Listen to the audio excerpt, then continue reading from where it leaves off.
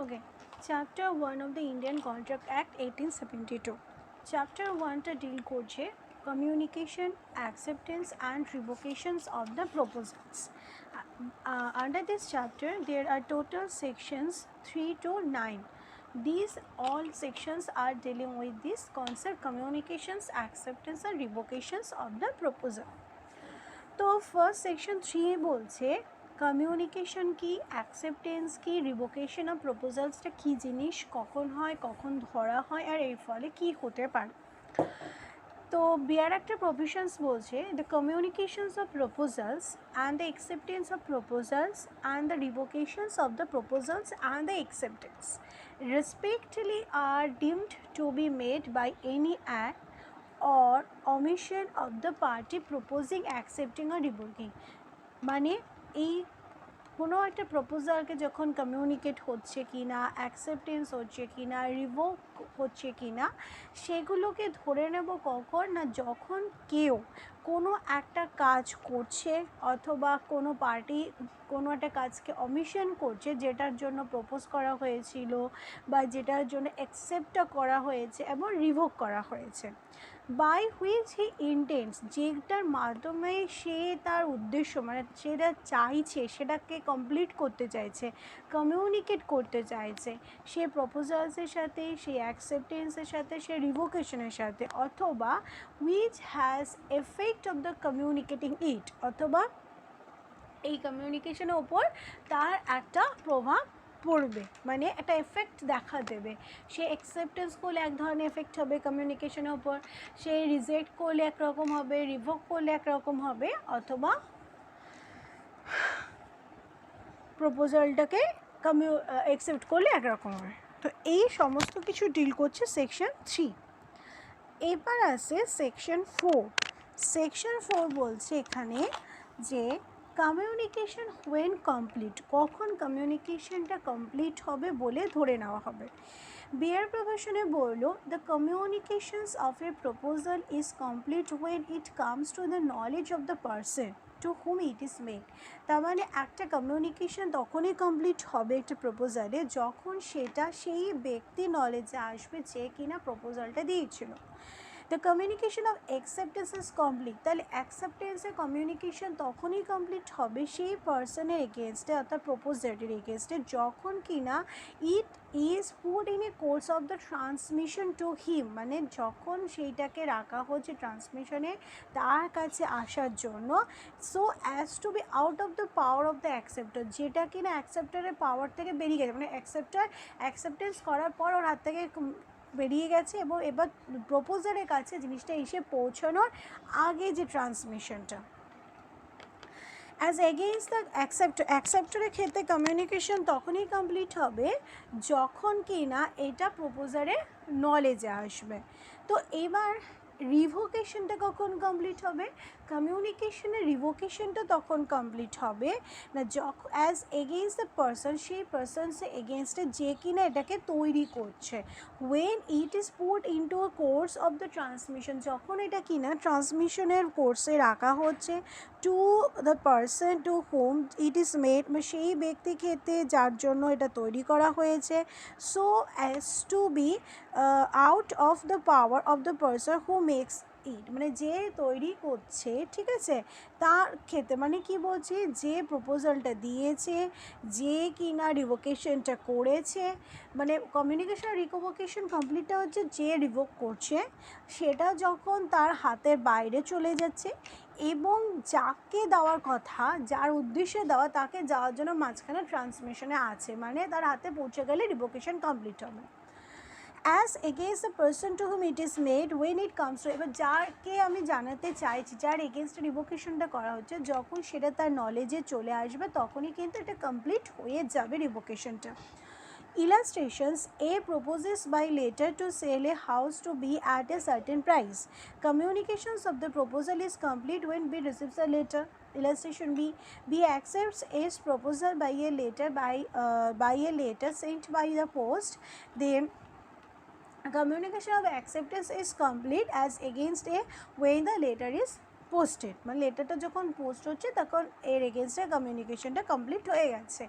আর as against যদি B বলি, when the letter is received by A, মানে লেটারটা যখন এ রিসিভ করছে তখন কিন্তু বি এর এগেনস্টে এটা কমপ্লিট হয়ে যাচ্ছে। অল্টারনেটিভ ব্যাপারটা আছে। আর রিলেস্টেশন সি বলছে A revokes his proposal by telegram. Suppose A telegram করে তার যে প্রপোজালটাকে সে রিভোক করতেছে, এইবার এই রিভোকেশনটা তখনই কমপ্লিট হবে এর এগেনস্টে যখন টেলিগ্রামটা ডিসপ্যাচ হবে, মানে টেলিগ্রামটা যখন পৌঁছে যাবে যার কাছে যাবে তার। এবার আর বি এর এগেনস্টে তখন কমপ্লিট হবে রিভোকেশন, মানে পৌঁছে না, ডিসপ্যাচ মানে আমি টেলিগ্রামটা ছেড়ে দিয়েছি, টেলিগ্রামটাকে আজকে রাখলাম পোস্ট অফিসে, ওখান থেকে টেলিগ্রাম বেরিয়ে গেছে, যখনই বেরিয়ে গেছে তার মানে আমার কাছ থেকে আমার কাজ শেষ। এবার বি এর এগেনস্টটা কমপ্লিট হবে যখন বি এর কাছে এটা নলেজে আসবে বা বি এটা যখন রিসিভ করবে। এবার B revokes his acceptance by telegram. এবার ধর বি হলো রিভোক করছে অ্যাকসেপ্টেন্সটাকে টেলিগ্রামের দ্বারা। এইবার বি এর যে রিভোকেশনটা সেটা কমপ্লিট হবে বি এর এগেনস্টে যখন কিনা টেলিগ্রামটা ডিসপ্যাচ হবে, আর এর এগেনস্টে হবে যখন কিনা এটা এর কাছে গিয়ে পৌঁছবে। এবার হচ্ছে সেকশন 5, যেটা কিনা revocations of the proposal and অ্যাকসেপ্টেন্সকে নিয়ে ডিল করছে। বলছে a proposals may be revoked at any time before the communications of its acceptance is complete as against the proposal but not afterwards. তার মানে কি বলছে, একটা প্রপোজাল তখন রিভোক হতে পারে যে কোনো সময়, অ্যাট এনি টাইম, কিন্তু সেটা হতে হবে before communication of its acceptance is complete আর কার এগেনস্টে, against the proposal, but not afterwards, এরপরে কিন্তু করা সম্ভব না। An acceptance may be revoked at any time before the communications of the acceptance is complete as against the acceptor but not afterwards. একই রকম কথা, অ্যাকসেপ্টেন্সটা রিভোকড হবে যে কোনো সময়, কিন্তু সেটা কি হতে হবে, কমিউনিকেশন অফ দ্য অ্যাকসেপ্টেন্সের আগে আসতে হবে, মানে ওটা কমপ্লিট হওয়ার আগে আসতে হবে, কার এগেনস্টে, অ্যাকসেপ্টারের এগেনস্টে, কিন্তু এর পরে হলে হবে না। একটা এক্সাম্পল দিল, বলছে A proposes by a letter sent by post to sell his house to B accepts the proposal by letter sent by post. এবার এ কী করলো, তার প্রপোজালটাকে রিভোক করে দিতে পারে যে কোনো সময়, কিন্তু আগে অথবা সেই মধ্যে যখন বি পোস্ট করলো তার লেটার অফ অ্যাকসেপ্ট, মানে বিয়ের কাছে এই চিঠিটা গেল যে সে ওটা অ্যাকসেপ্ট করেছে, এবার বি সেটা মানে বিয়ের কাছে প্রপোজালটা গেল, এবার বিয়ের অ্যাকসেপ্ট করার আগে যদি এ রিভোক করে দেয় তার প্রপোজালটাকে, তাহলে কিন্তু রিভোক করে দিতে পারে, এরপরে কিন্তু না। এবার বলছে B may revoke his acceptance at any time before and at the moment when the letter communicating it reaches A but not afterwards. তাহলে বি আবার কী করছে, তার অ্যাকসেপ্টেন্সটাকে রিভোক করতে পারে যে কোনো সময়, যত মানে ওই বিয়ের কাছে ওই অ্যাকসেপ্টেন্সের চিঠিটা পৌঁছানোর আগে বা ঠিক যেই সময় পৌঁছাবে ও খুলে পড়ার আগে তোমাকে হাতে আসতে হবে, এর পরে না। এবার আছে সেকশন 6, রিভোকেশনস হাউ মেড। এবার রিভোকেশন কীভাবে করা যেতে পারে, বলছে একটা প্রপোজালকে রিভোক করা যেতে পারে by the communications of the notice or by the revocations of the proposal to the other party. একটা হচ্ছে কমিউনিকেশনের নোটিসের মাধ্যমে, অথবা রিভোকেশন যে করছি তার একটা কমিউনিকেশন নোটিসের মাধ্যমে যে কিনা প্রপোজাল সে আরেকটা পার্টিকে দেবে।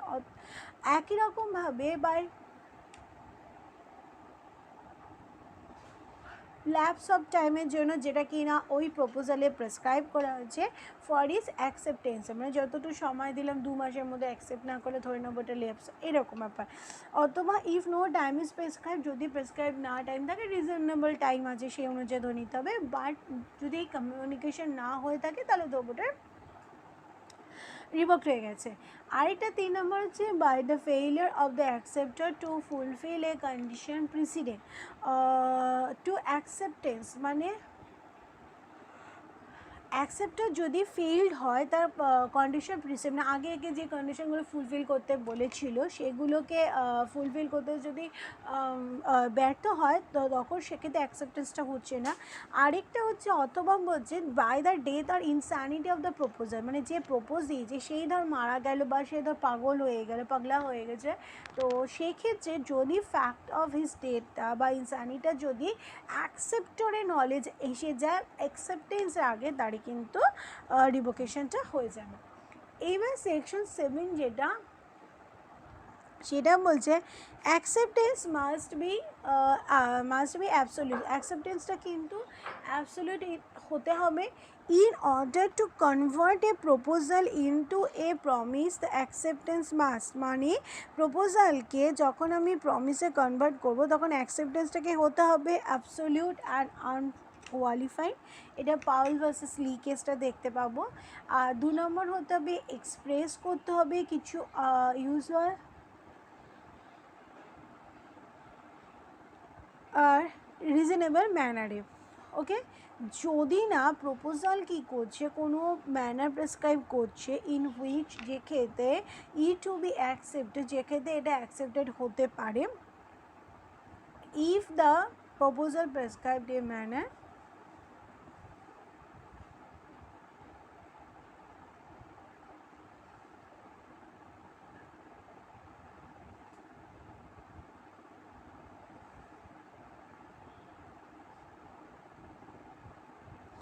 ওকে দেন বলছি অ্যাকসেপ্টেড হতে পারে and the acceptance is not made in such a manner, যদি এইভাবে অ্যাকসেপ্টেন্স না করে থাকে তখন সেক্ষেত্রে প্রপোজার কী করতে পারে রিজনেবল টাইমের মধ্যে অ্যাকসেপ্টেন্সে কমিউনিকেটেড হয়ে যাবার পর তার কাছে insist that is proposal shall be accepted in the prescribe manner, মানে তাকে কী করতে ইনসিস্ট করবে তার প্রপোজালটা অ্যাকসেপ্টেড করতে যে ম্যানারে বলেছে সেই ম্যানারে, না অন্যথায় না, কিন্তু যদি সে সেটা করতে ব্যর্থ হয় তাহলে সে অ্যাকসেপ্ট করে নিচ্ছে অ্যাকসেপ্টেন্সটাকে। ক্লিয়ার? এইভাবে অ্যাকসেপ্টেন্সটা অ্যাবসলিউট হচ্ছে। আচ্ছা, এইবার যেটা আছে সেকশন 8 সেটা বললো acceptance by performing conditions or receiving consideration, তার মানে কি অ্যাকসেপ্টেন্সটা করছে কোনো কন্ডিশন পারফর্ম করে বা কনসিডারেশন রিসিভ করে। বলছে যখন কোনো প্রপোজালের কন্ডিশনসটা পারফর্ম করা হয় অথবা আফটার দ্য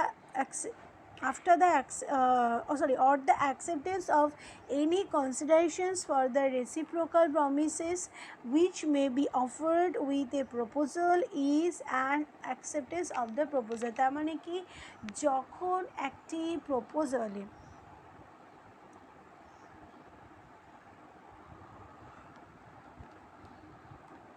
যখন একটি প্রপোজালের মানে performance of the conditions of A proposal, তার মানে কি যখন একটি প্রপোজালে যে কন্ডিশন সেটাকে পারফর্ম করছে অথবা যে কোনো কনসিডারেশন অফ রেসিপ্রোকাল প্রমিসটাকে অ্যাকসেপ্ট করে নিচ্ছে যেটা কি না অফার করছে with a proposal and the acceptance of the proposal. Okay,